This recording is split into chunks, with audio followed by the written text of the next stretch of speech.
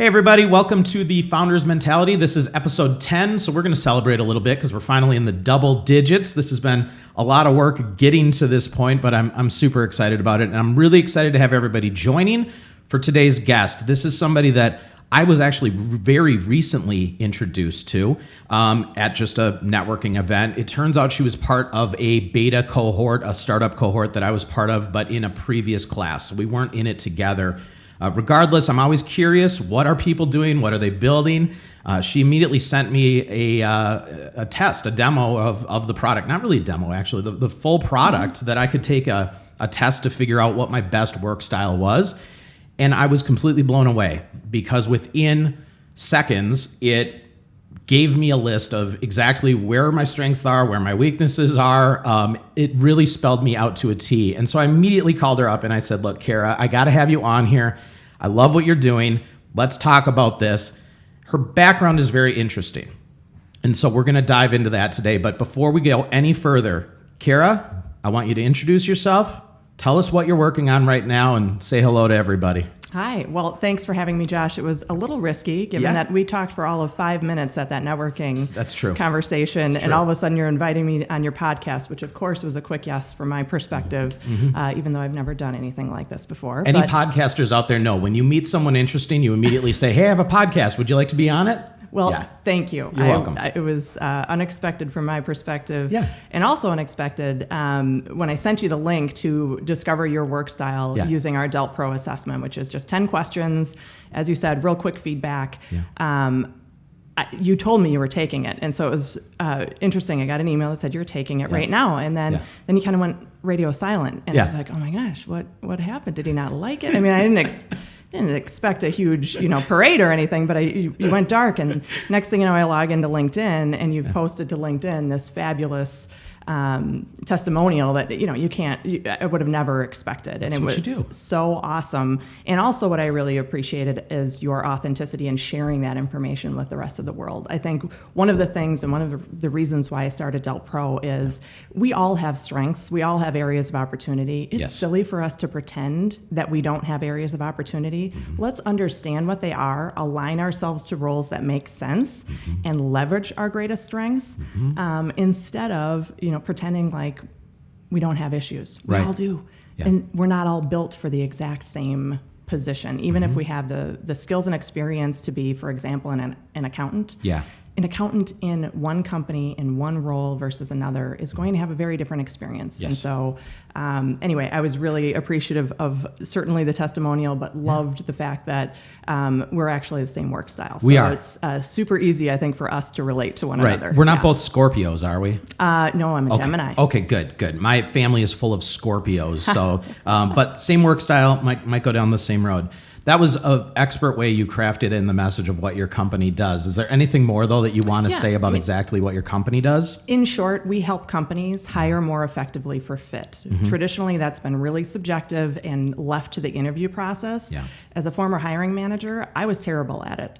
I struggled with it. I hired a lot of people. I had some great wins, but a lot of times I felt like I was striking out and felt like a failure. Turns out I'm not unique in that. And so we built a platform that was designed to match what a hiring manager is looking for to what a candidate brings to the table. And we do that at the beginning of the hiring process. That's really where we're different. Yeah. We're not an assessment company that charges per head or per assessment and does that for the final few and charges thousands of dollars. Yeah. We sell our product as a software as a service platform. The intent is to use it on all of your candidates, even the ones you're not totally sure you're interested in talking to, because let's face it, not everybody has a great resume, and some people have great resumes because they've paid someone to write it. So we help you objectively prioritize that candidate pool on a measure of fit that will help determine whether they will be successful in the role and will help you interview them more effectively because you know enough to ask them the right kinds of questions. Absolutely. And the main reason I wanted to have you in here, beyond talking about the journey, how you got here, what you're doing, because your background is very, can I say interesting? Is that a good word? It's diverse. It's different than many of the founders that I talk to. Sure. So that's interesting to me. I want to dive into that. The other reason, though, is because this is a kick that I've been on for months now. Just seeing the benefit that it brings when somebody lands in a position where they're truly effective, where it's truly a good fit.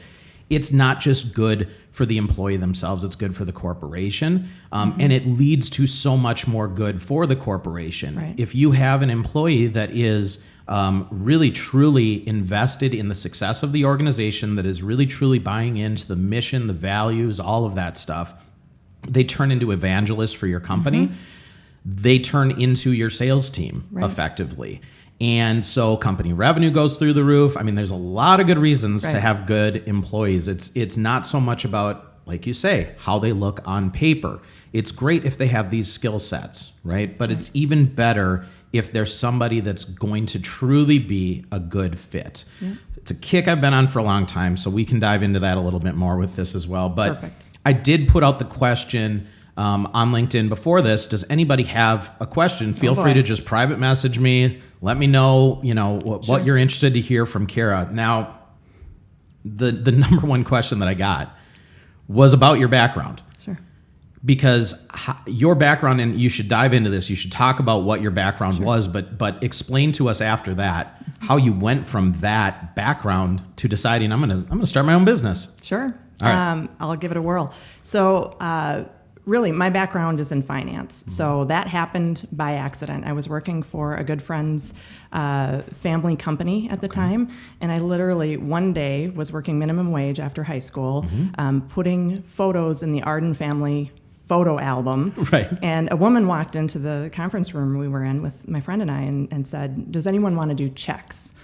And I thought she meant like checking things, like I've always been a to-do list kind of a gal. Well, you're in finance. Yeah. Checks mean money. Well, I wasn't in finance yet, so I had no idea. What she meant was accounts receivable. Oh. So she literally meant applying a stack of checks, 5-inch stack of checks to the open accounts receivable. I didn't even know what accounts receivable were. Sure. So that became an education for me, and I really loved the problem solving of accounting, which led me to going. So I graduated with a degree in accounting from St. Thomas and was recruited into Arthur Andersen as a public accountant doing auditing. So that at that time, there was a lot more focus on business process auditing versus what would be referred to as typical balance sheet auditing. So before I lose everybody here, the point is I learned a lot about business process in a role where I could see the whole company soup to nuts and then also understand it and how it translated to financial statements. Beautiful. Really great background. Really good skill to have. Super great. Yeah. I left Arthur Andersen, moved over to United Health Group, and started in a finance role as a finance manager. My job was to work between the accounting department and the pharmacy benefit management unit to account for United Health Group's, at the time, single largest vendor contract that they had in place with their pharmacy benefit management company at the time. And through that process, I learned that I was a better finance person and a better business person than an accountant. I was not so interested in closing the books. I wanted to be looking at things forward-looking, forecasting what was going to happen, partnering with the business to solve problems. I loved it. It was fascinating. Not only was it fascinating from a functional perspective, I also worked in healthcare, super dynamic space. Pharmacy in particular, really rich, robust data sets, super timely, unlike most of the healthcare data, at least back at that time. So I had a great experience. I became an expert in pharmacy, and that led to greater opportunities, et cetera. So next thing you know, literally, I became a CFO of a business unit at United Health Group. I don't even know how it happened. It just progressed. I never applied for a single position while I was there for nearly a dozen years. Wow. Got tapped on the shoulder for different things all the time. Did the finance thing as a CFO in a company that grew from about $3 billion to $12 billion in 3 years. So it was huge numbers. Wow. Huge team. I had 300 people reporting to me, and I had very little management experience. So when I wasn't hiring people well, I just blamed it on my inexperience for a long time. So at any rate, did that, got tapped on the shoulder again, let's move you into operations, had a fantastic experience in operations, kind of more of a regional CFO type role to get at that general management side of things and customer side of things. Again, loved it. Loved the problem solving, love kind of having the feet to the fire directly with the client and solving problems, and ultimately left United. in 2012. Okay. Had a series of personal events. My life is full of interesting things that have happened from a personal perspective. Yeah.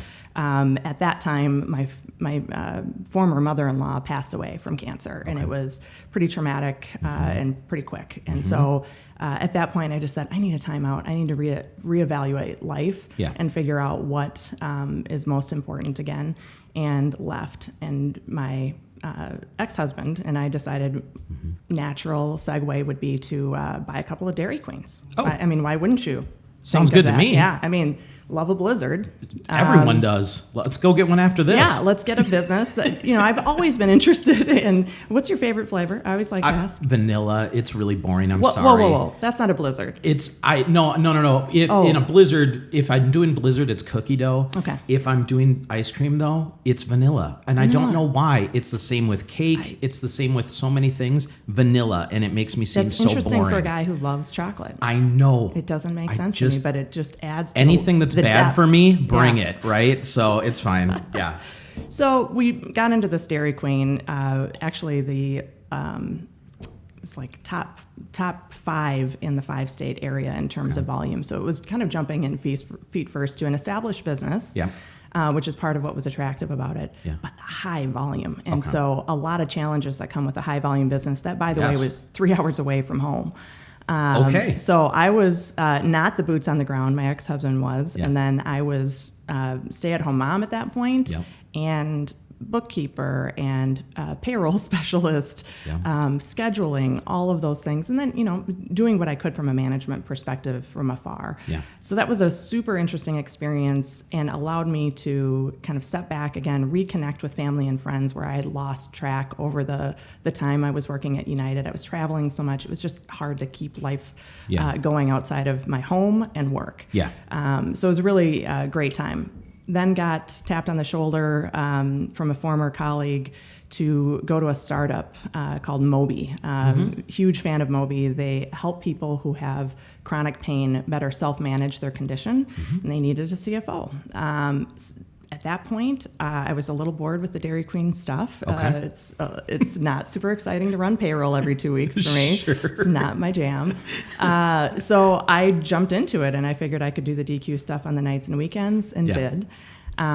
Personally, some things changed, and so I ended up going through a divorce and stuck with Moby. This comes to the point of it's the whole resume here. Yeah. So the reason I started the company was I had an experience while I was at Moby where I hired someone inexplicably within a 24-hour period and really got it right and knew I got it right instantly. And I just went, okay, what was the magic about this situation? Yeah, how do I repeat this? How do I repeat it? Yeah. Why did it work? And really, as I looked back on it, what worked is I focused on how the person would work, which I would refer to today as work style, how that person behaves naturally at work, instead of what titles did they have, what skills and experience did they have, et cetera.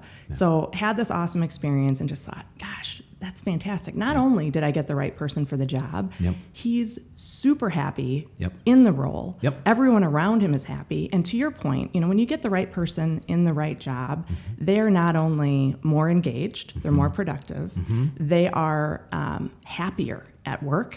And to me, what that's all about is helping people be happier in their whole life. Because we've all been in situations where you've been in a role where you're not a fit.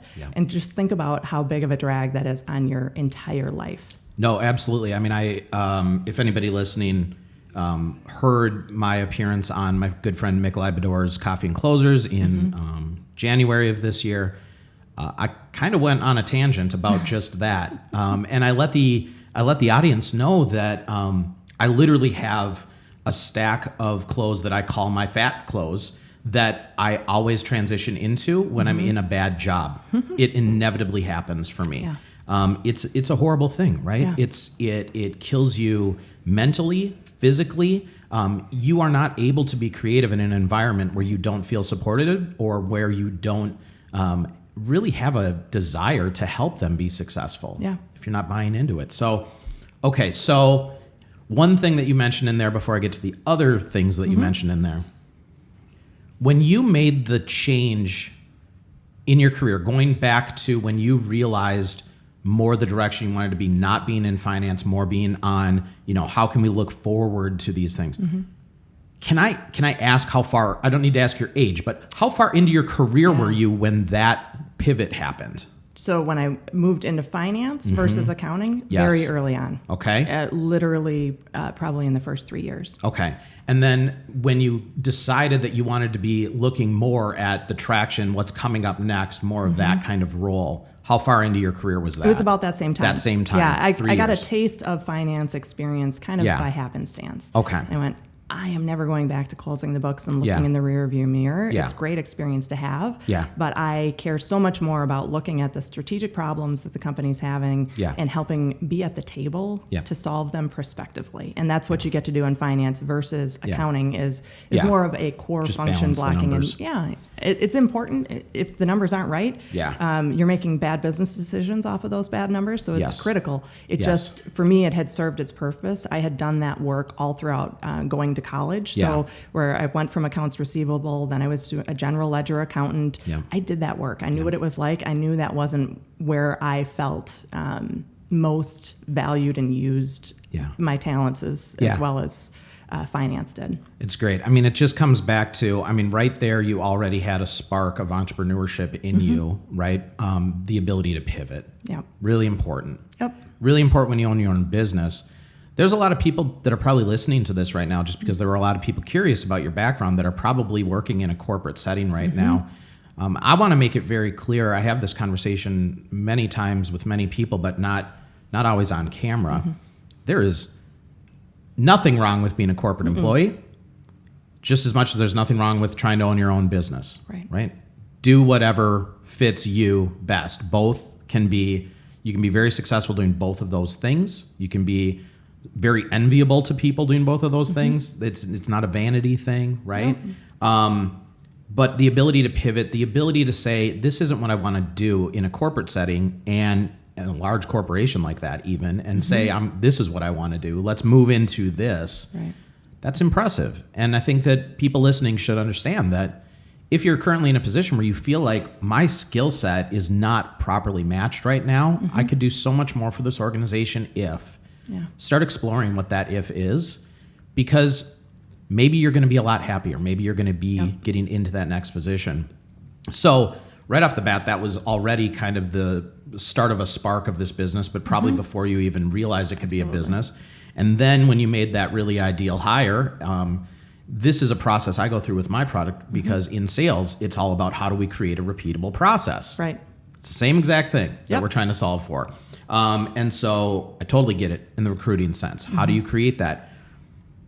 When you started thinking about this and did you immediately say, I'm going to start a business that just does this right now? Or did you first start by going, are there tools out there that I could just start leveraging to start making this a repeatable process? What was your first inclination?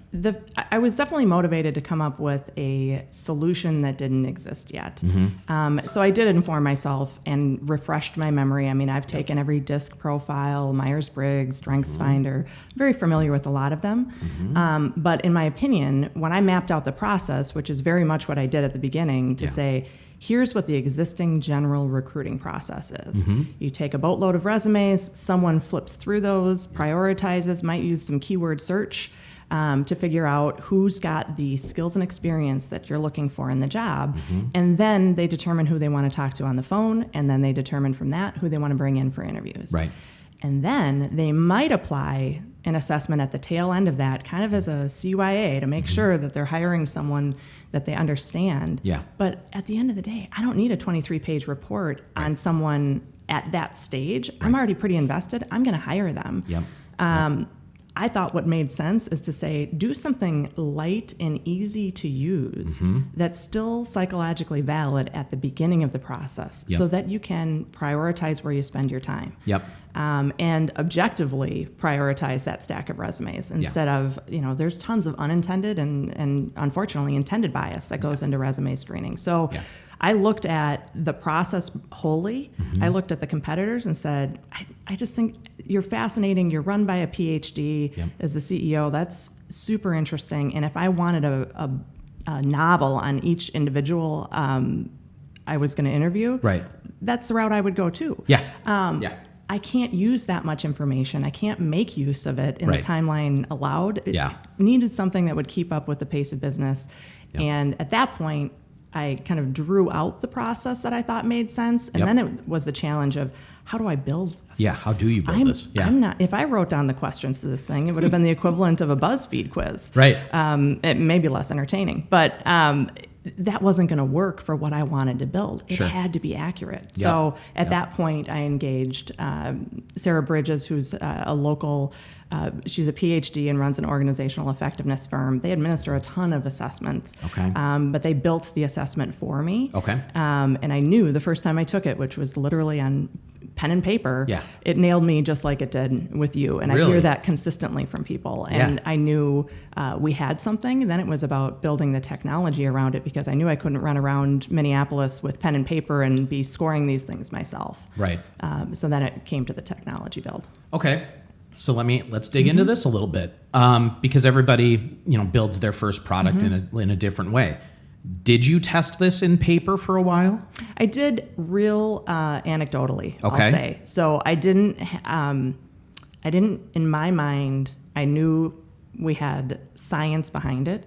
So it's grounded in foundational psychology that is decades old. So it wasn't so new in terms of its underpinnings. What was new is focusing on how someone works, not their innate personality. So it's informed by your work experience. It is informed by what you prefer to do at work, not, we don't care if you have a messy bedroom at home. That's not a question you're going to find on our assessment. So I knew it worked. And at that point, I jumped feet first into building. Built it in a light way where it was going to be much more, I would have to do all of the emailing. I would have to do more of the hands-on work. But quickly implemented actually with Moby. So they were my first client, which was interesting because actually the person I was selling to wasn't there when I left the company. So their VP of HR is phenomenal, very strategic thinker. Sat down with her and she was like, absolutely, we'll do this. And so they've been a huge advocate. So shout out to my Moby friends. It's great though. And they've had great success with it. And so it's easy to be an advocate when you're experiencing the positive impact of using a tool like this. But at any rate, it was all very manual at that point. And so we had such quick success with Moby. I made the decision at that point, very much based on gut, to jump feet first into building the platform side of it so that it could be automated. And our emailing was automated, our platform to provide results back to an employer, the log on, all of the stuff you need to have a real SaaS product. Jump feet first into building that. Wow. Yeah, with a client of N of 1 at the time. Right. So a lot of gut feel going into it for sure. Which is something that you share with a lot of the founders that have been on here as well, right? I think that a lot of founders, when they have the right idea, they just know they have the right idea.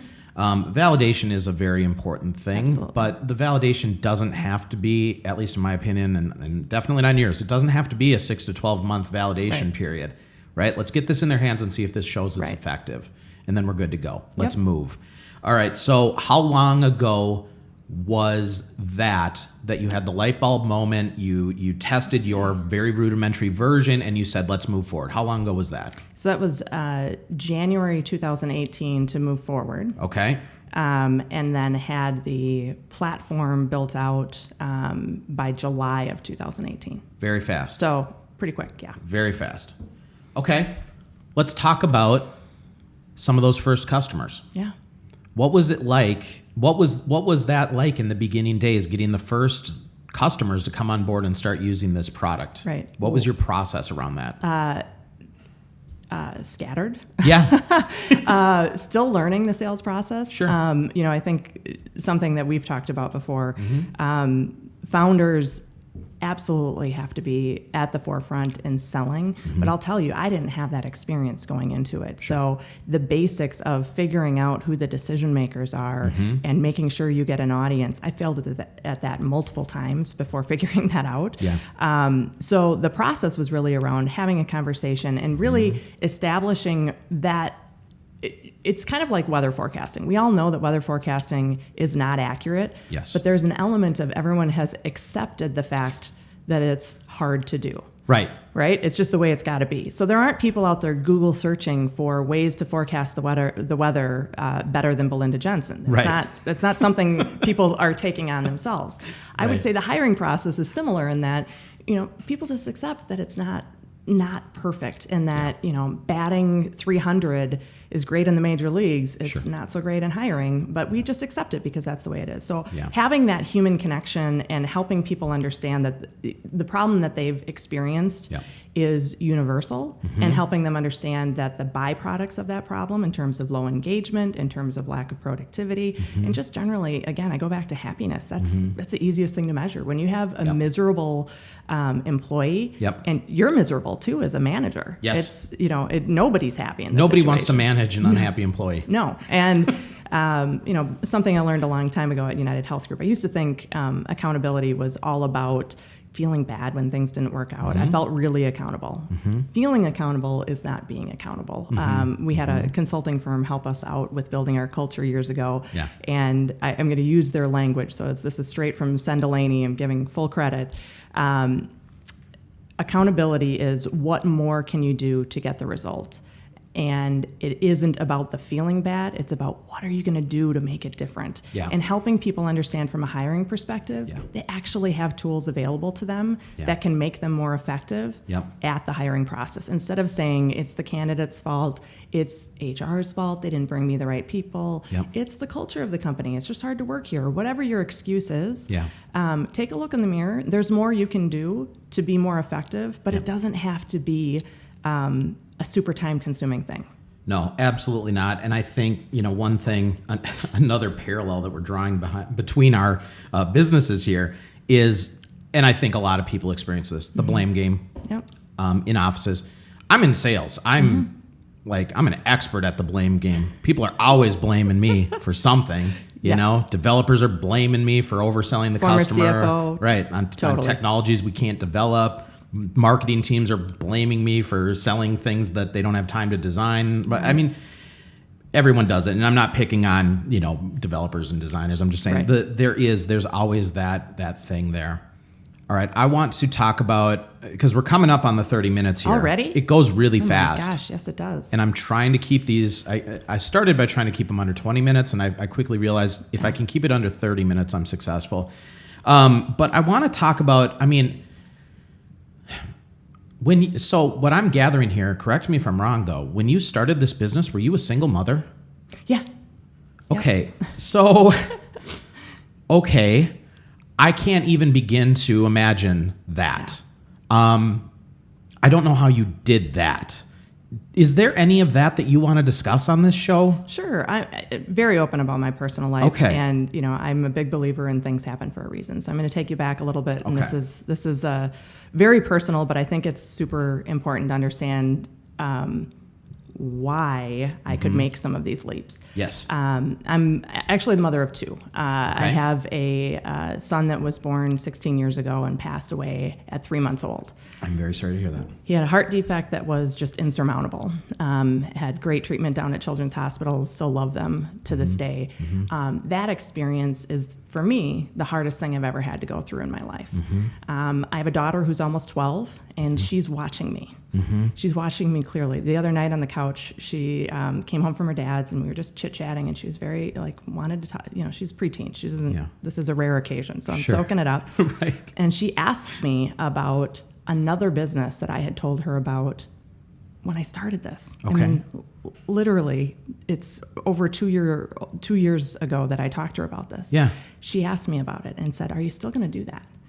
And first of all, I was blown away. But it's just a huge, healthy reminder. Yeah. And so what I would say is, I've had hard experiences in my life, and those hard experiences have taught me that no matter what I face, just jump in there, try to figure it out. And at the end of the day, nothing is harder than some of the personal things I've had to face.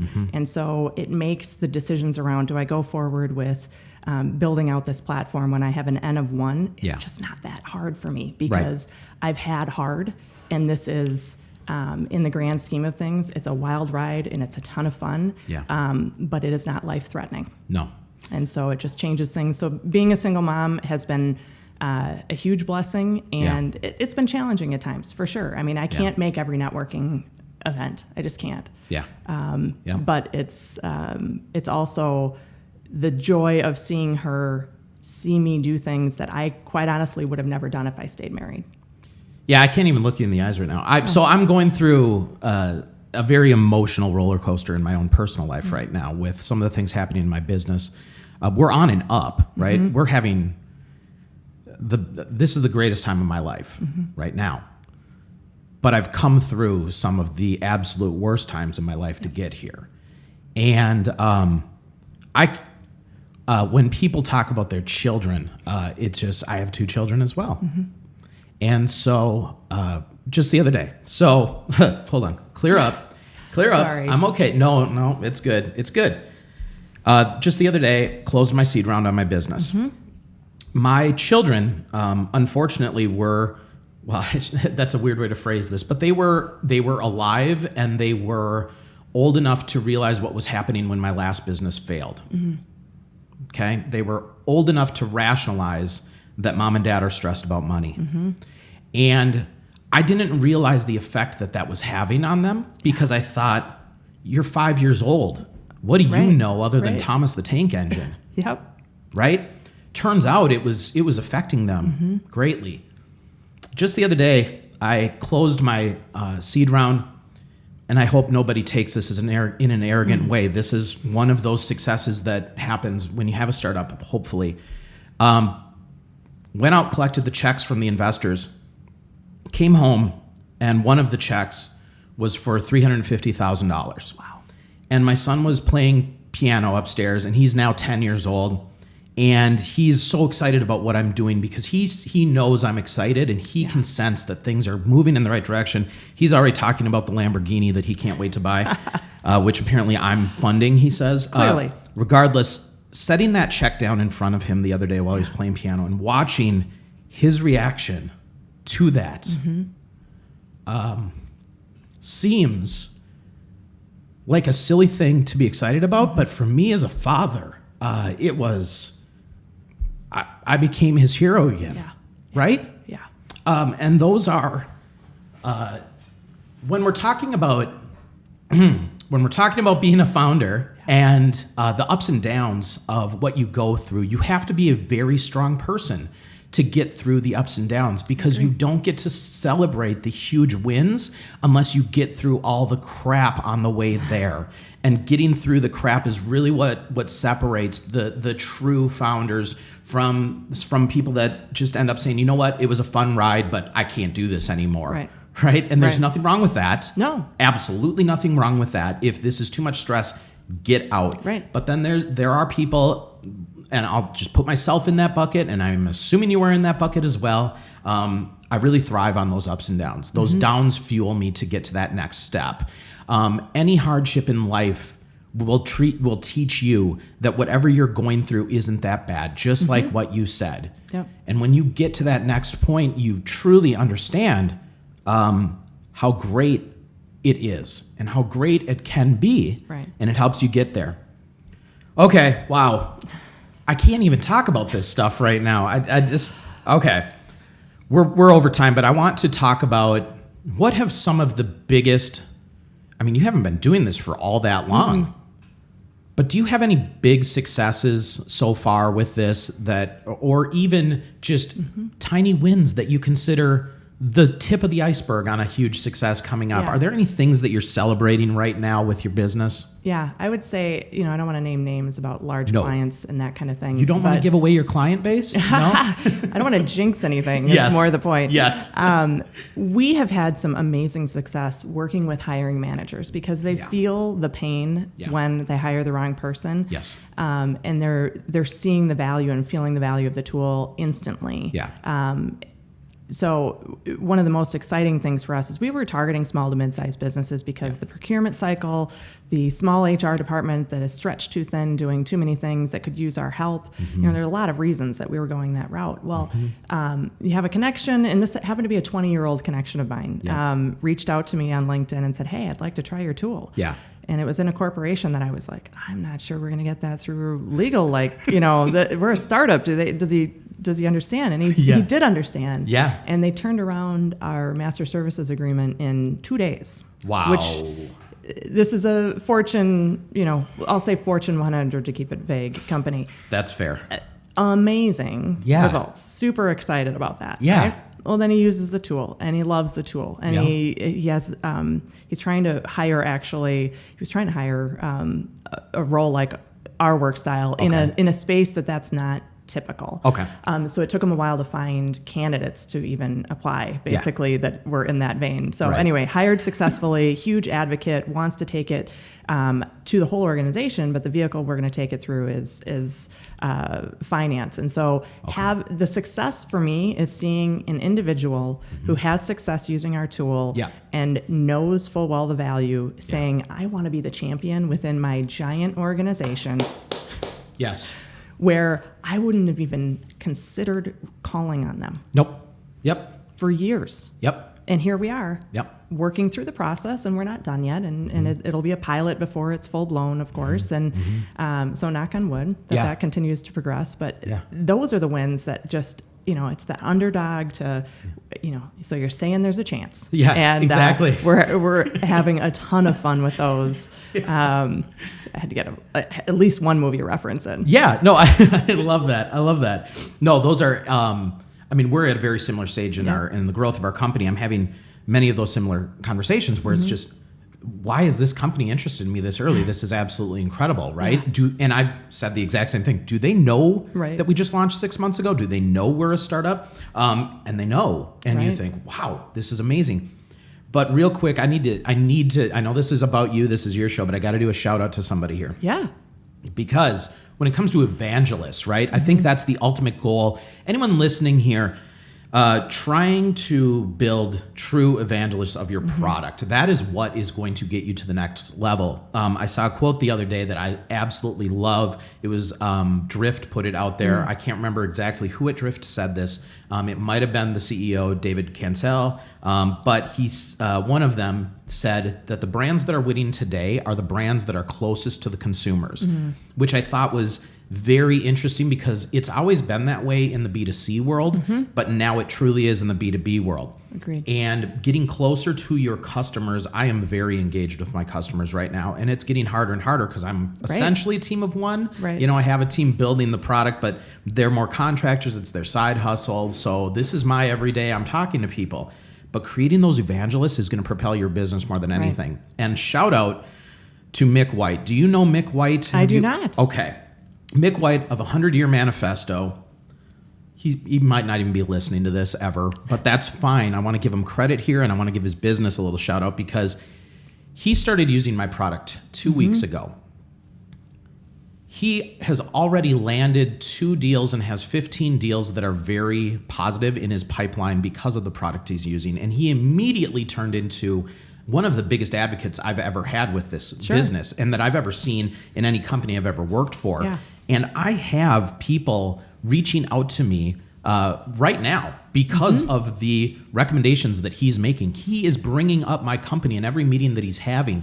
I am multiplying my sales efforts. And I'm saying this not to be arrogant. I'm saying this because create brand evangelists, because every meeting he goes to, he's talking about you. He's talking about me at some point in the meeting. And at some point, those people call me up and say, you know, Mick, he speaks really highly of you. I'd really like to look into this more.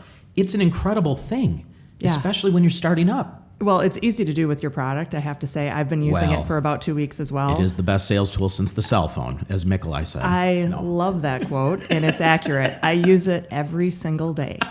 And I am absolutely thrilled with it. And, you know, I don't know as many people as Mick White, but I'm it's with good reason. But your point is that having those evangelists pays dividends.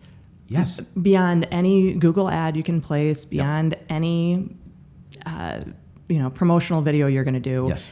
having people who are willing to talk about it, it's fantastic and well deserved. Thank you. Okay, so you've been the longest guest on the Founder Mentality. Is that a good or a bad to thing? date. I think it's fine. I think it's totally fine. But we are gonna cut it off here. But what I want to do first is I'm not even gonna ask for permission. That link for the workplace assessment. It's on our website. I'm going to be putting that link on the Founders Mentality website underneath where this episode appears so that people can just try it out. That's fine. Yep, absolutely. We will also put that in the LinkedIn promotions so that it's very easy for everybody to take this. I would strongly encourage everyone to take it. It is a really cool product. And figure out ways to get that in front of your organization, right?